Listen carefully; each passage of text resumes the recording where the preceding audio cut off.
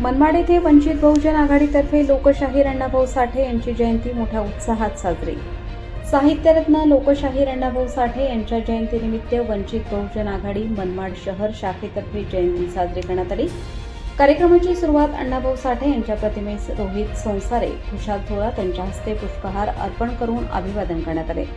कार्यक्रमादरम्यान उपस्थितांना संबोधित करताना शहर अध्यक्ष विलास आहिरे अण्णाभाऊ साठे यांच्या सामाजिक, साहित्यिक व क्रांतिकारी योगदानावर प्रकाश टाकला।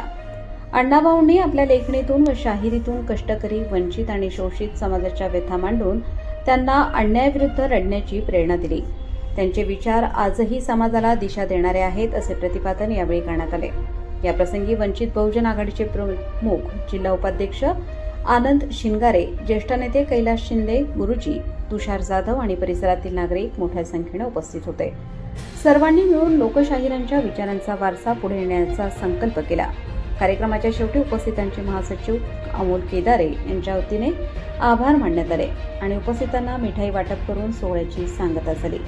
प्रबंधभूमी महाराष्ट्र न्यूजसाठी अजर शेख, मनमाड।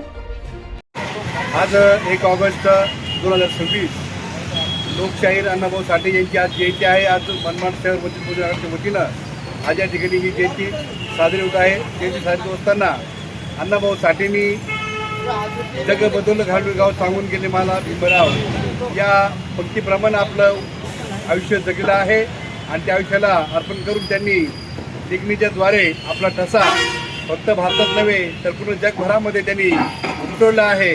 अशा या लोकशाहीराज वंचित बहुजन आघाडी मनमाड शहराच्या वतीनं विनम्र अभिवादन करून या ठिकाणी त्यांची आपल्या सर्वांना लाख लाख शुभेच्छा देतो। जय भीम, जय महाराष्ट्र।